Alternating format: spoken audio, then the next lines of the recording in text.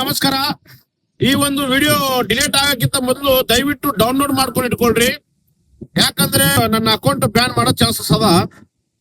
ಇದೆಲ್ಲ ಬ್ಯಾನ್ ಮಾಡೋ ಕಾರಣ ಏನಪ್ಪಾ ಅಂತಂದ್ರೆ, ಈಗಾಗಲೇ ಇದೇ ತಿಂಗಳಲ್ಲಿ ನಾನು ಕೆಲವು ದಿವಸ ಹಿಂದುಗಡೆ ಒಂದು ವಿಡಿಯೋವನ್ನು ನಾನು ಶೇರ್ ಮಾಡಿದ್ದೆ. ನನ್ನ ಜೀವ ಅವರು 2028 ಚುನಾವಣೆ ಒಳಗಡೆ ತಗೊಳ್ಳಬೇಕಂತೇಳಿ ಶತಸಿದ್ಧವಾಗಿ ಕೂತಿದ್ದಾರೆ. ಯಾವುದೇ ಕಾರಣ ಆಗಿರ್ಬೋದು, ನನಗೆ ಇವತ್ತು ಯಾರೇ ಒಬ್ಬರು ದುಶ್ಮನರಿಲ್ಲ. ನನಗೂ ದುಶ್ಮನರು ಮತ್ತು ನಾನು ಖರ್ಗೆ ದುಶ್ಮನರನ್ನು ಅಲ್ಲ. ಆದ್ರೆ ಖರ್ಗೆದವ್ರು ಏನಪ್ಪಾ ಅಂತಂದ್ರೆ ಅವ್ರಿಗೆ ಭಯ ಉಂಟಾಗಿದೆ.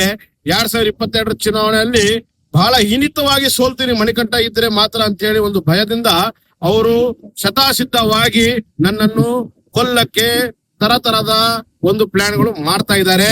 ಅದಕ್ಕಾಗಿ ಹೋಮ್ ಮಿನಿಸ್ಟರ್ ತಗೊಂಡಿದ್ದು ನನ್ನ ಸಲುವಾಗಿ ಅಂತ ಹೇಳಿ ಸ್ಪೆಷಲ್ ಹೇಳಲಾಗಿದೆ. ಅದಕ್ಕಾಗಿ ನಿಮ್ಗೆ ಎಲ್ಲ ಎವಿಡೆನ್ಸ್ ಸಹ ನಾನು ನಿಮ್ಗೆ ತೋರಿಸಿಕೊಡ್ತೀನಿ ಎಂಡ್ ಕೊನೆ ತನಕ.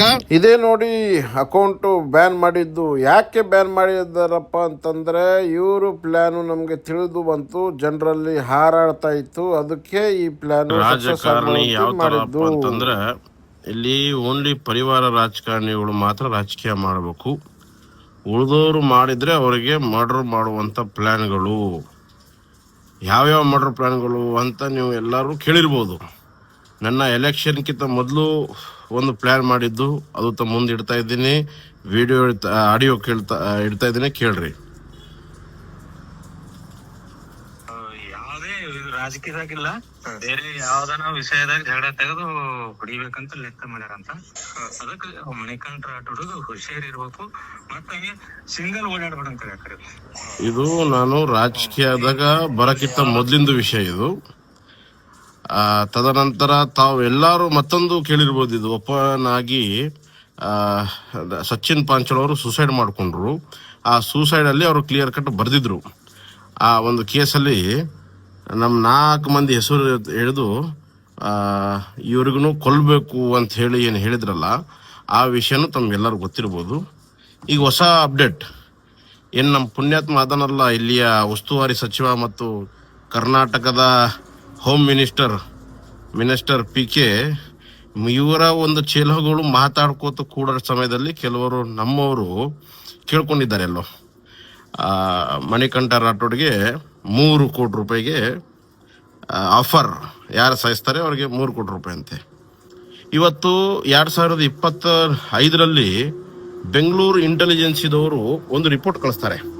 ರಿಪೋರ್ಟ್ ಏನಪ್ಪಾ ಅಂತಂದ್ರೆ, ಶಾಬಾದ್ ಸ್ಟೇಷನ್ಗೆ ಕಳಿಸ್ತಾರೆ. ಮಣಿಕಂಠ ರಾಠೋಡ್ ಅವರಿಗೆ ಭದ್ರತೆ ನೀಡಬೇಕು, ಅವ್ರಿಗೆ ಥ್ರೆಟ್ಸ್ ಇದ್ದಾವೆ, ಅವ್ರಿಗೆ ಕೊಲ ಬೆದರಿಕಿದ್ದಾವೆ ಅಂತ ಹೇಳಿ. ಆಗ ನಾನು SP ಗೆ ಅಪ್ರೋಚ್ ಆಗ್ತೀನಿ, DSP ಗೂ ಅಪ್ರೋಚ್ ಆಗ್ತೀನಿ. ನಾನು ಕೇಳ್ತೀನಿ, ನನಗೆ ಇಂಟೆಲಿಜೆನ್ಸ್ ದವರು ಏನು ನನಗೆ ಸೆಕ್ಯೂರಿಟಿ ಕಳಿಸಿದ್ದಾರೆ, ತಾವು ಯಾಕೆ ಕಳಿಸ್ತಾ ಇಲ್ಲ ಅಂತ ಹೇಳಿ ಕೇಳಿದಾಗ SP ಅವರು ಹೇಳ್ತಾರೆ, DSP ಅವರು ಬ್ಯಾಡ್ ಅಂದಿದ್ದಾರೆ, ಮತ್ತು ಇಲ್ಲಿಯ CPI ಬ್ಯಾಡ್ ಅಂದಿದ್ದಾರೆ, ನಿಮ್ಗೆ ಅವಶ್ಯಕತೆ ಇಲ್ಲ ಅಂತೇಳಿ. ಈಗ ನಾನು ಸ್ಪಷ್ಟವಾಗಿ ಹೇಳಕ್ ಇಷ್ಟಪಡ್ತೀನಿ, ಇಡೀ ನನ್ನ ಕರ್ನಾಟಕ ಜನರಲ್ಲಿ ನನ್ನ ಕೈ ಜೋಡಿಸಿ ವಿನಂತಿ ಅದ, ಇವ್ರು ಆದ್ರೆ ನನಗೆ ಸೆಕ್ಯೂರಿಟಿ ಕೊಡಲ್ಲ. ಇವರು ನನ್ನ ಜೀವ ತಗೊಳಕ್ ಕೂತವರು ಸೆಕ್ಯೂರಿಟಿ ಯಾವಾಗ ಕೊಡ್ತಾರ್ರಿ? ನಾನು ಈ ಒಂದು ನಾಲಾಯಕರಿಂದ ನಾನು ಅಂಜೋನು ಅಲ್ಲ. ನಾನು ಒಂದೇ, ನಾವು ರಾಠೋಡ್ ಇದ್ದೀವಿ, ಬಂಜಾರ ಫ್ಯಾಮಿಲಿ ಅಂತಿದ್ದೀವಿ. ನಮ್ಮ ಎದುರುಗಡೆ ಸಾವು ಬಂದಿದಂದ್ರೆ ಸಾವು ನಾವು ನಕ್ಕೋತ ಕೊಡ್ತೀವಿ.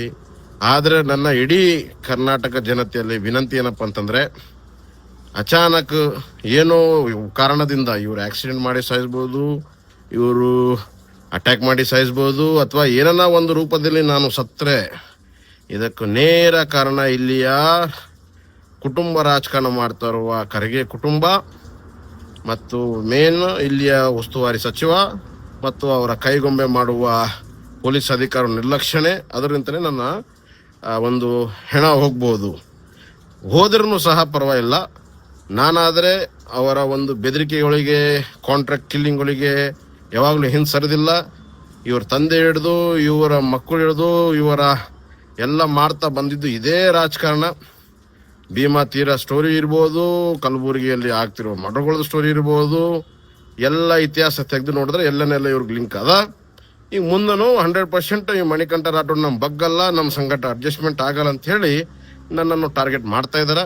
ಮಾಡ್ಲಿ, ಆದರೆ ನನ್ನ ಜನರಲ್ಲಿ ಒಂದೇ ಕೈ ಜೋಡಿಸಿ ವಿನಂತಿ, ನಾನು ಸತ್ತ ಮೇಲೆ ಇದೊಂದು CBIಗೆ ಎನ್ಕ್ವೈರಿ ಆಗೋ ತನಕ ಮತ್ತು ಈ ಖರ್ಗೆ ಕುಟುಂಬದವರ ಕೈವಾಡ ಇದೆ ಅಂತ ಹೇಳಿ ನಿಜನೂ ತಾವೆಲ್ಲರೂ ನನ್ನ ಸಲುವಾಗಿ ಧ್ವನಿಸಬೇಕು. ಇವತ್ತಿಂದ ನಾವು ನಮ್ಮ ಕಫನ್ ನಮ್ಮ ತಲೆ ಮೇಲೆ ಕಟ್ಕೊಂಡು ತಿರುಗಾಡ್ತಾ ಇದ್ದೀವಿ. ಯಾರಿಗೇನು ಮಾಡೋದು ಮಾಡಲಿ, ಆದರೆ ಜನರ ಮೇಲೆ ನನಗೆ ವಿಶ್ವಾಸ ಅದ.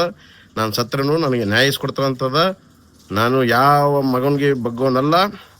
ನಾನು ಜನ ಆಶೀರ್ವಾದದಿಂದ 68,000 ಓಟ್ ಪಡೆದಿದ್ದೆ. ಮುಂಬರುವ ಚುನಾವಣೆಗಳಲ್ಲಿ ಮತ್ತೆ ಇವು ನಮ್ಗೆ ಅಡ್ಡ ಹತ್ತ ಅಂತ ಹೇಳಿ ಒಂದೇನು ಅವ್ರಿಗೆ ಭಯ ಉಂಟಾಗಿದೆ. ಆ ಭಯ ಕಾರಣ ಇವರು ಇವತ್ತು ಕಾಂಟ್ರಾಕ್ಟರ್ ಕಿಲಿಂಗ್ ಮಾಡ್ತಾ ಇದ್ದಾರೆ. ಹೋಮ್ ಮಿನಿಸ್ಟರ್ನು ಬಹುಶಃ ನನ್ನ ಸಲುವಾಗಿ ತಗೊಂಡಿದ್ದಾರೆ.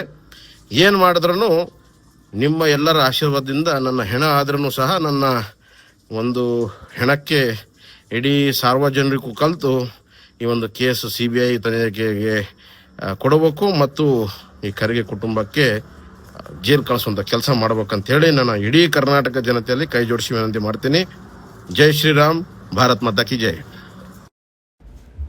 ಈ ಅಕೌಂಟು ಅವ್ರಿಗೆ ಅವರ ಪ್ಲ್ಯಾನ್ ಮುಖಾಂತರ ಭಾಳ ಎಫೆಕ್ಟ್ ಬೀಳುವಂಥದ್ದು. ಅದಕ್ಕಾಗಿ ಮೊಟ್ಟ ಮೊದಲಿಗಾಗಿ ಇವರು ಈ ಅಕೌಂಟನ್ನು ಬ್ಯಾನ್ ಮಾಡಿದ್ದಾರೆ. ಕ್ಲಿಯರ್ಲಿ ಇವರು ಸಾಕ್ಷಿ ನಾಶ ಮಾಡಿದ್ದಾರೆ. ಈ ಸೆಕ್ಷನ್ನು ಮುಂಬರುವ ದಿನಗಳಲ್ಲಿ ಆ್ಯಡ್ ಆಗಬೇಕು. ದಯವಿಟ್ಟು ಈ ವಿಡಿಯೋನ ಸೇವ್ ಮಾಡ್ಕೊಂಡು ಇಟ್ಕೊಳ್ರಿ. ಇದು ಖರ್ಗೆ ಆ್ಯಂಡ್ ಅವರ ಟೀಮೇ ಎಲ್ಲ ಮಾಡ್ತಿರುವ ಷಡ್ಯಂತ್ರಗಳು. ಇಲ್ಲಿ ಇದಕ್ಕೆ ಮಣಿಕಂಠ ರಾಠೋಡ್ ಏನಂತ ಮಾತಾಡ್ತಾರೆ ನಮ್ಮ ಸಾಬರ್ ಬಗ್ಗೆದಾಗ ಪ್ರಿನ್ಸ್ ಸಾಬರ್ ಬಗ್ಗೆದಾಗ ಇಕ್ಕೋಚಂದಾಗ ಮಗನೇ ನಾಳೆ ಉದ್ದುದ್ದು ಬಿಡೋಗತ್ತಲ್ಲ ಮಗನೇ ನೀನು ಮಾತಾಡ್ತಾರೆ ನಮ್ಮ ಪ್ರಿನ್ಸ್ ಸಾಬರ್ ಬಗ್ಗೆದಾಗ ಮಗನ ಸುಮ್ ಕುಂತಾಗ ನಾಟಕ ಮಾಡ್ತಾರೆ ಅಲ್ಲೇ ನೀವು ಮಗನ ನರ ಕಿತ್ತು ನರ ಮಣಿಕಂಠ ಕುಂಡೆ ತಮ್ಮಿತ ಬಾಲಿ ಮಣಿಕಂಠ ನಿನ್ಗೆ ಹಸಿ ರಕ್ತ ಕೊಡ್ತೇವೆ ಮನೆ